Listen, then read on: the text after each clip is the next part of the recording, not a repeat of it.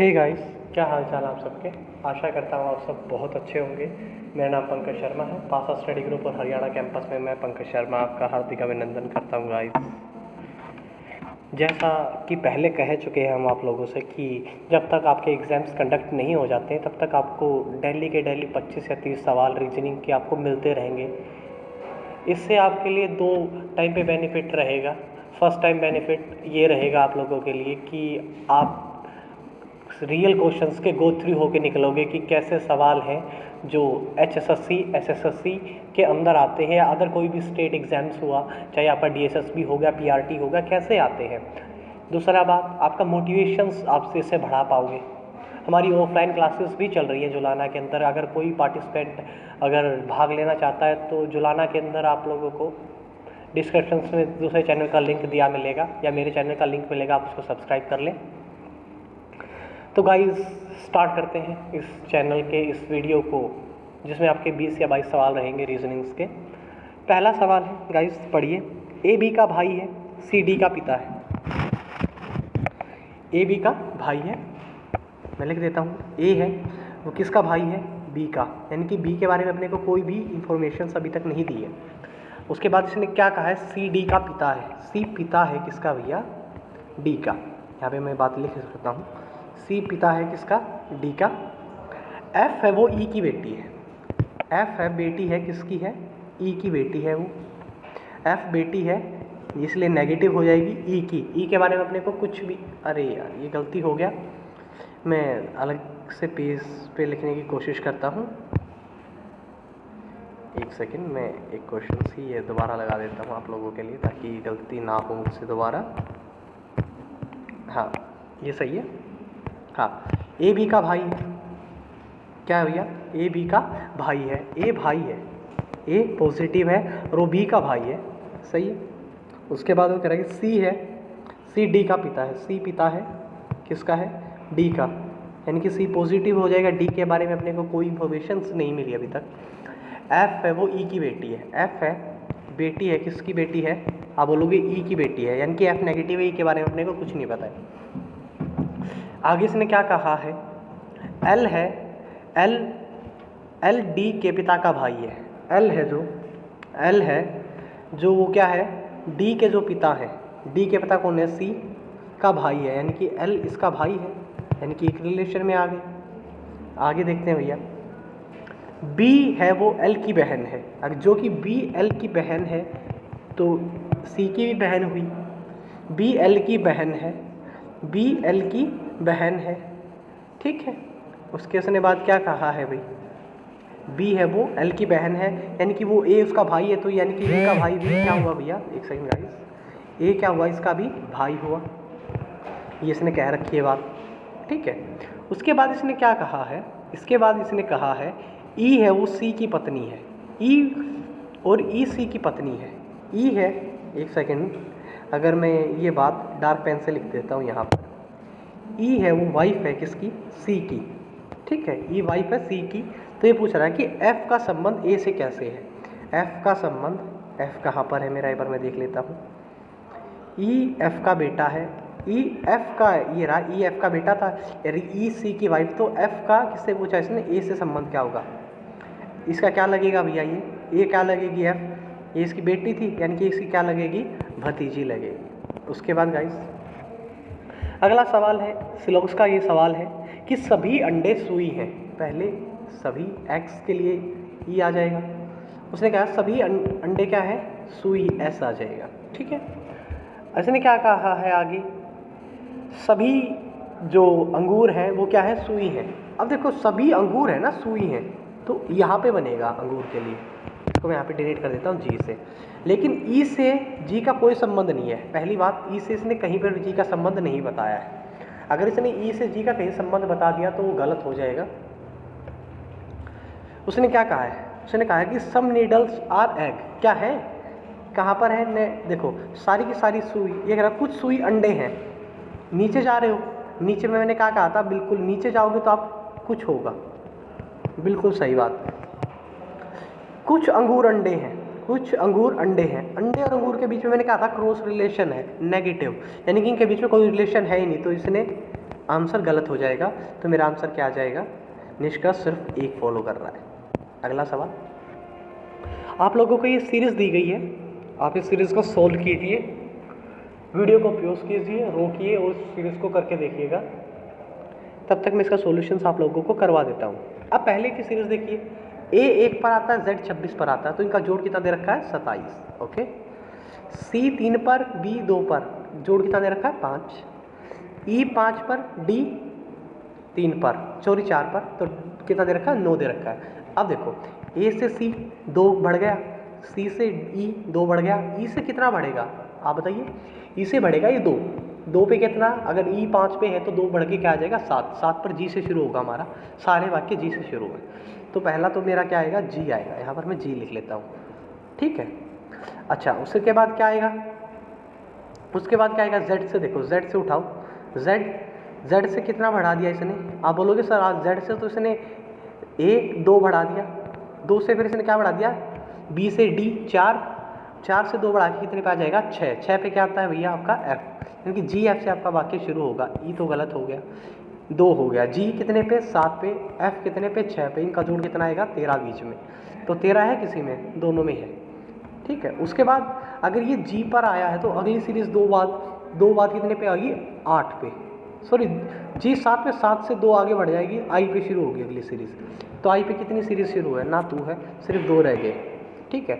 I के बाद ये कितने पे आ रही थी सीरीज़ आपकी? F के बाद 6 में 2 जोड़ दूंगा तो H पे आएगी भाई, H पे क्या आएगी? ये सीरीज़ शुरू होगी, यानी कि 9 और 8 पे शुरू होगी, यानी कि मेरा क्या आंसर आ गया? A is my right answer. Then ये आता अभी अगला है, ये जो भी अगला सवाल है ये होता है भैया आपका डाइस का। एक सवाल पूछा जाता है आप लोगों से, ये कैसे सोल्व होगा? आपको कुछ नहीं करना है, आपको बेसिकली 2 चीज़ कॉमन ढूंढनी होती है इसके अंदर। इसने आपसे क्या पूछा है? इसने पूछा है B का जो उल्टा है वो क्या होगा, ठीक है। आप इसमें क्या ढूंढिए? 2 चीज़ कॉमन ढूंढिए। जैसे देखिए, इसमें C और D कॉमन है और इसमें C और D कॉमन है, जो बच गया वही इसका जवाब होगा। B का अपोजिट क्या आ जाएगा? E आ जाएगा, इज माई राइट आंसर। अगले आप में दिया गया है कि 4 शब्द आपको दिए गए हैं, एंगल, हेक्टेयर, मीटर, वोल्ट। तो आप लोगों को एक जवाब बताना है कि इन चारों में से क्या चीज़ अलग है। तो आपको मैं एक बात बता देता हूँ भाई, हेक्टेयर भी एक मापने की इकाई होती है, मीटर भी एक मापने की इकाई होती है, वोल्ट भी एक मापने की इकाई होती है, लेकिन एंगल एक अलग चीज़ है, इसलिए क्या आ जाएगा? कोण एक अलग चीज़ होती है। ये तीनों एक क्या बोलते हैं इसको? एक आप तरीके का ये भी बोल सकते हो, अदिश राशि या सदिश राशि के टॉप पे भी बोल सकते हो, आपको दिक्कत नहीं है, ये सदिश हो जाएगी आई थिंक, आप इससे भी डिफरेंट कर सकते हो। अगला सवाल दिया गया है, स्टूडेंट का कोड दिया गया है आप लोगों को। स्टूडेंट का कोड ये दिया गया अभी, और आपसे कंप्यूटर का कोड इन लोगों ने पूछ लिया। अब मैं बोल दूं S कितने पे आता है? आप बोलोगे 19 पर, U 21 पर, यानी कि कितनी बढ़ रही है संख्या? आप बोलोगे 2 बढ़ रही है। तो C कितने पे आएगा? C कितने पे आएगा? आप बोलोगे सर C आएगा 3 पे, सॉरी गाइस, C कितने पे आएगा? 3 पर। एक सेकेंड, तो क्या आएगा? देखिए C कितने पे आता है? 3 पर। 3 में मैं 2 जोड़ दूंगा तो 5 पर क्या आएगा मेरा? आप बोलोगे E आएगा, यानी कि ये मेरा आंसर नहीं हो सकता, ये मेरा आंसर नहीं हो सकता। अब मैं लास्ट वाला देख लेता हूँ, P और U अलग अलग है, ठीक है। तो अब देखो T कितने पे आता है? आप बोलोगे 20 पर। 20 में अगर मैं 2, देखो T कितने पर? 20 पर, 2 जोड़ दूंगा तो 22 आ जाएगा। इसी प्रकार R है, R कितने पे आता है? आप बोलोगे 18 पर। 18 में अगर मैं 2 जोड़ दूंगा तो 20 आएगा, यानी कि जो मेरा आंसर होगा उसका लास्ट डिजिट क्या होगा भैया? क्या होगा? सॉरी एक सेकेंड रुक जाइए आप, 1 मिनट। देखते हैं गाइस, इसमें एक बात और हो रही है साथ के साथ। इसमें क्या कर रखा है? देखो T से R जा रहा है तो 2 माइनस कर रखा है, यानी कि पहली सीरीज में तो 2 प्लस और अगली में 2 माइनस, तो सेम इट इज़ इसमें हो जाएगा। तो इसमें R में 2 माइनस हो जाएगा, R में 2 माइनस करोगे तो आप R 18 में है तो 2 माइनस कर दोगे तो कितना आ जाएगा? 16 पे क्या होता है? P आता है। B is my right answer. इसने क्या कर रखा है अभी सीरीज में? +2 -2 +2 -2 की क्या कर रखी है? सीरीज चला रखी है। डन भैया, ये काफ़ी अच्छा सवाल है। ब्रेजे का कोड आपको ये दिया गया है और आप लोगों से ये पूछा है कोड क्या होगा फोर्टिफी का। देखिए B कितने पर आता है? आप बोलोगे 2 पर। Z कितने पर आता है? 26 पर। गैप कितने का आ गया? आप बोलोगे सर 26 से गैप आ गया 2 का, यानी कि 2 कम हो रही है संख्या।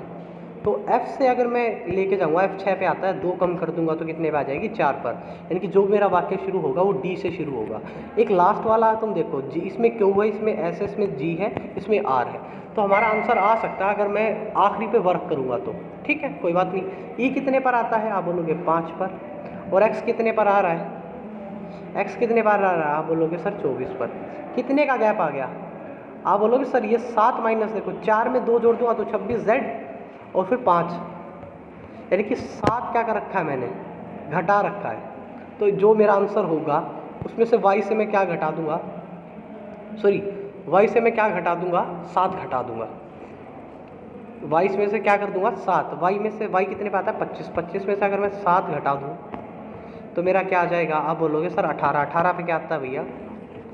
18 पे क्या आता है? बताना एक बार। r आता है, यानी कि d is my right answer. अगला सवाल देखिएगा गाइस। अगले सवाल में आपकी ये आकृति दी गई है और आकृतियों में आपसे पूछा गया है कि क्या इनमें से डिफरेंट होगा, क्या इनमें से अलग होगा। देखिए गाइस, इसमें देखो फिगर 1 में क्या कर रखा है इसने? ये 90 डिग्री पर है कोई भी चीज़। आगे इसने क्या कर दिया? 90 डिग्री पे उठा दिया। फिर आगे इसने क्या कर दिया? 90 डिग्री पे लेटा दिया। अब जो भी मेरा जवाब होगा उसको क्या होगा? 90 डिग्री पर वापस हो जाएगा ये। ठीक है, 90 डिग्री पर क्या हो जाएगा? वापस हो जाएगा, यानी कि खड़ा हो जाएगा 90 डिग्री पर। सॉरी, लेटा नहीं होगा, खड़ा हो जाएगा। पहली बात। दूसरी बात देखो, ये बीच में रहेगा, ये भी बीच में रह रहा है, ये भी बीच में, ये भी बीच में। जो भी मेरा जवाब आएगा उसका आंसर क्या आएगा? बीच में आएगा। ये मेरा आंसर नहीं हो सकता। ठीक है, एक आंसर तो मेरा कट गया। अब देखिए, अब देखिए, ये देखिए जो ट्रायंगल का डार्क सर्कल है, एक छोड़ के एक बाहर हो रहा है, यानी कि जो भी मेरा आंसर होगा उसका डार्क सर्कल क्या होगा भैया? अंदर की तरफ होगा। तो मेरा जवाब नहीं हो सकता, सिर्फ 2 रह गए। ठीक है, अब भैया अब इसको 90 डिग्री घुमाओगे आप तो अपोजिट बन जाएगा, इसका ही क्या बन जाएगा? रेसिप्रोकल बन जाएगा, अपोजिट। तो क्या आ जाएगा? B is my right answer. अगला क्या कह रहा है कि जो राहुल ने अपनी बचत का निवेश करते हुए उसने बैंक में 25,000 रुपये का जो कि 7% ब्याज भुगतान कर रहा है, तो उसको ये पूछ रहा है कि ब्याज कितना मिलेगा। ये कह रहा है कि राहुल ने 25,000 रुपये बैंक में दिए और उसको 7% का ब्याज मिल रहा है। तो ये क्या है? सिंपली आपसे क्या पूछा इसने? 25,000 रुपये का 7% पूछा है। निकाल दो, बड़ा आसान। निकाल नहीं सकते क्या? 2 0 से 2 0 कट गई। 25 7 आप बोलोगे 175, 1750 खत्म।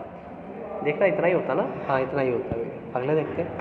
अगले वाला जो सवाल है, इस सवाल के अंदर आपको ये डायग्राम्स दिए गए हैं और आपसे ये जवाब पूछा गया है कि क्या इसका जो अगला जवाब होगा क्या होगा। देखिए, 5 और 4 9, 9 दूनी 18, 9 और 2 11, 11 दूनी 22। इसी प्रकार 5 और 3 8, 8 दूनी 16। खत्म। ये हो चुका है भैया। ये देखिएगा गाइस, ये काफ़ी अच्छा सवाल है। देखो, 2 दूनी 4, 4 दूनी 8, यानी कि डबल और फिर इसका भी डबल।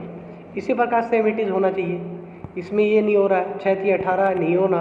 चल देखो, इसमें हो रहा है 4 16 और 64। देखो 4 गुना हो रहा है, 4 चौके 16 और 4 गुना हो रहा है फिर 4 चौका 64। सी इज़ राइट आंसर। देन हम क्या करते हैं भैया? देन अगला सवाल है,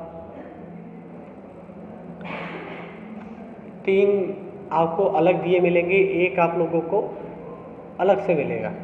ठीक है, इसमें आपको डिफरेंट देखो, प्रतिबंध है, कोई चीज़ निषेध है, सही बात है। सुधारना मतलब मरम्मत करवाना, सुधारना मतलब मरम्मत करवाना। ठीक है, इसी प्रकार रिक्त है, कोई चीज़ खाली है। बासी है, ताज़ा, ये अपोजिट हो गया भैया। Sorry guys. उसके बाद भैया ये आपको डिफरेंट करके बताना है। तो गाइस देखिए इसमें क्या है, इसमें इसने क्या कर रखा है? इस पर सिंपली इसने वर्डिंग दे रखी है। देखो, n 14 पर आता है तो 1 का गैप, फिर 2 का गैप, इसमें भी 2 का गैप, आगे भी 2 का गैप, आगे 2 का गैप, आगे 2 का गैप, लेकिन इसमें सिर्फ 1 का गैप हो रहा है। तो इसलिए मेरा ये क्या हो जाएगा? आंसर हो जाएगा। अगला ये क्या कह रहा है, यदि जो ट्रायंगल है, जो ट्रायंगल है वो किसको डिनोट कर रहा है? फीमेल को। ओके, उसके बाद जो सर्कल है, उसके बाद जो सर्कल, एक सेकेंड मैं थोड़ा सा इसको और अच्छे से, हाँ ठीक है, अब देखते हैं, यदि सर्कल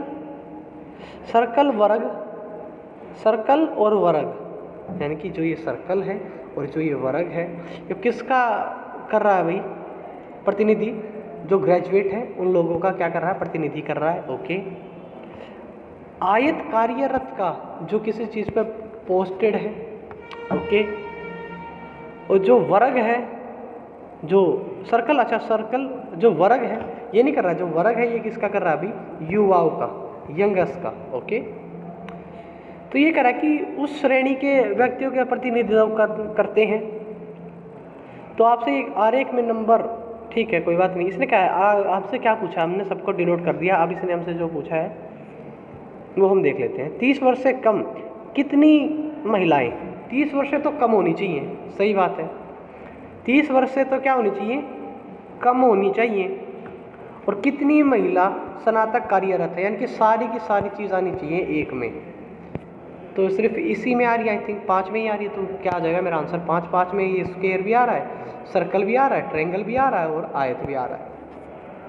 तो क्या आ जाएगा? ये मेरा आंसर हो जाएगा। आगे देखिएगा गाइस, ये आपको एक सार्थक क्रम में लगाना है। सार्थक क्रम में लगाने का मतलब है कि एक पॉजिटिव रिस्पॉन्स रहे किसी चीज़ का, कि मीनिंग निकले जिसका। ऐसे ना हो कि आप कुछ भी बोल दें,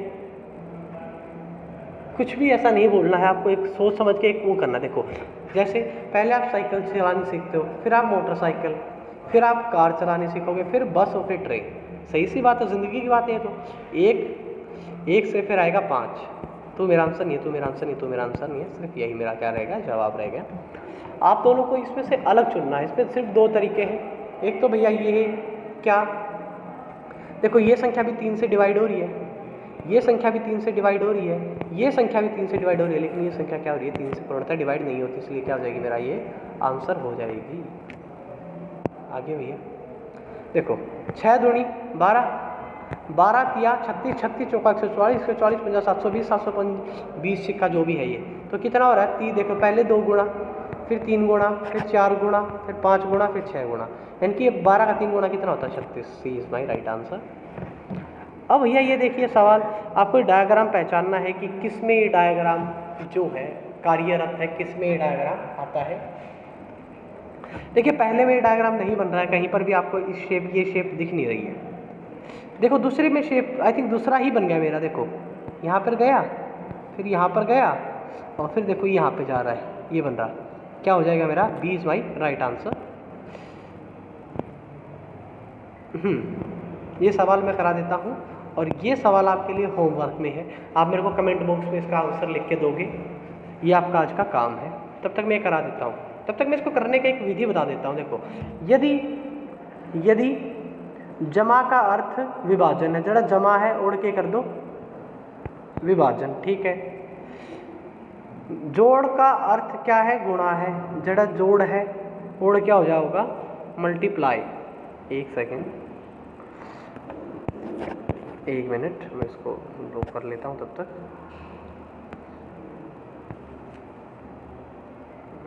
एक सेकेंड, मैं इसको बड़ा कर लेता हूँ तब तक कोई दिक्कत ना हो। आप अरे यार,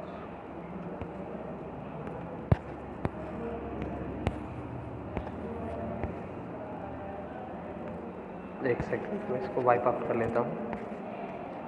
सारा ही हो गया एक्चुअली, रुक जाइए मैं लगा देता हूँ, तब तक मेरे पास सवाल है, ये देख लीजिएगा। अब शुरू करता हूँ। देखिए, यदि जमा का अर्थ क्या है? विभाजन है, ठीक है। जहाँ पर जमा है वहाँ पर क्या लिख दूंगा मैं? भाग लिख दूंगा, सही बात है। जहाँ जोड़ का अर्थ क्या है? गुणा है।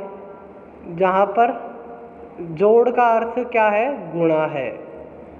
जो देखो फिर से दिक्कत हो रहा है। देखो, प्लस का अर्थ विभाजन, प्लस का अर्थ विभाजन, ठीक बात है, लिख दिया मैंने। जोड़ का अर्थ गुणा, गुणा का अर्थ जोड़ आएगा आई थिंक। ये शायद मिसप्रिंट है सवाल, इसको छोड़ दीजिए। ये सवाल आप होमवर्क में कीजिए, मुझे इसका आंसर कमेंट बॉक्स में लिखिए। मैं हर एक का रिप्लाई करूँगा अगर सही जवाब होगा, और जो भी इसका सही जवाब देगा उसको मेरी तरफ से काफ़ी अच्छा एक गिफ्ट वाउचर मिलेगा। ये मेरा वादा है आप लोगों से।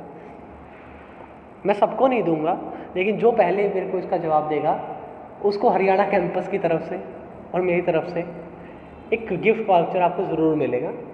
वीडियो को शेयर कीजिए, सब्सक्राइब कीजिए, हमको टैग कीजिए हर जगह पे। जल्दी आप लोगों के लिए टेलीग्राम पे इसकी PDF है वो डाल दी जाएगी। चैनल कैसा लगा, कैसी आपको वीडियोस लगी, आपके व्यूज़ और कमेंट्स हमको बता ही देते हैं गाइस। तो फाइनली मैं आप लोगों से विदा लेता हूँ। अब वो टाइम आ गया जिससे हम लोगों को बिछड़ना पड़ेगा कुछ वक्त के लिए। डरिए मत, अगली वीडियो में फिर मिलेंगे।